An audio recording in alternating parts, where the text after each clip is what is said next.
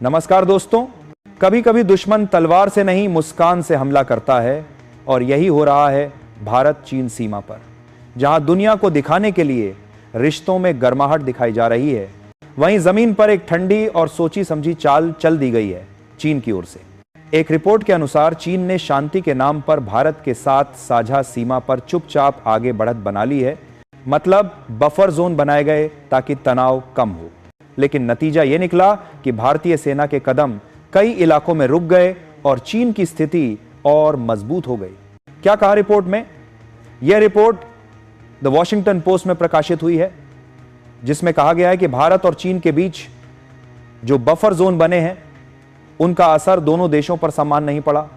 चीन की सेना अपने नियंत्रण वाले इलाकों में सक्रिय बनी रही, लेकिन भारतीय सैनिकों की पेट्रोलिंग रेंज घट गई। यानी जो जमीन कल तक हमारे जवानों की निगरानी में थी, आज वहां उनकी गश्त सीमित हो गई है। सवाल उठता है, क्या यह शांति समझौता भारत की रणनीतिक स्थिति को कमजोर कर रहा है? भारत की प्रतिक्रिया क्या है? भारतीय विदेश मंत्रालय ने इस रिपोर्ट पर कोई सीधी टिप्पणी नहीं की है, लेकिन भारत हमेशा यह कहता रहा है कि सीमा पर शांति ही रिश्तों की नींव है।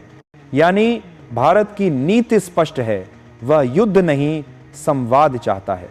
लेकिन चीन की चालें बार बार यह दिखाती हैं कि बीजिंग बातचीत के मेज पर एक बात करता है और मैदान में कुछ और करता है।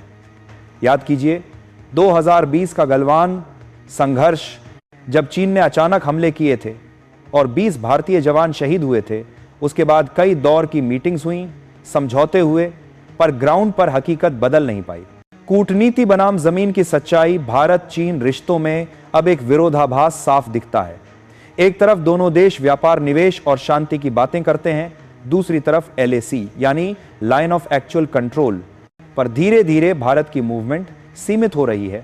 पूर्व राजनयिकों का कहना है, चीन बफर जोन के बहाने से वास्तविक नियंत्रण रेखा लैक को धीरे धीरे अपनी ओर खिसका रहा है और यही सबसे खतरनाक चाल है, क्योंकि यह युद्ध नहीं बल्कि मानचित्र पर मौन परिवर्तन है।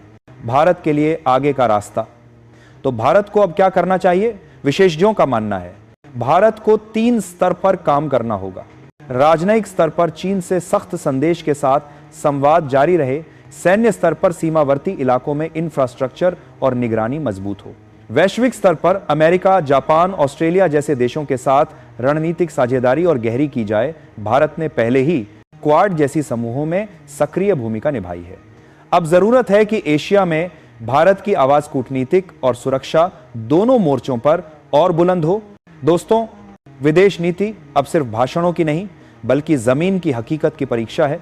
चीन की चालाकी हमें यह याद दिलाती है कि शांति की बातचीत में भी सतर्क रहना जरूरी है। भारत ने अब तक संयम और संवाद से काम लिया है, लेकिन यह संयम कमजोरी नहीं बल्कि कूटनीतिक परिपक्वता का प्रतीक है, क्योंकि भारत जानता है शक्ति का प्रदर्शन तब सबसे प्रभावशाली होता है जब वो शांति के साथ संतुलित हो।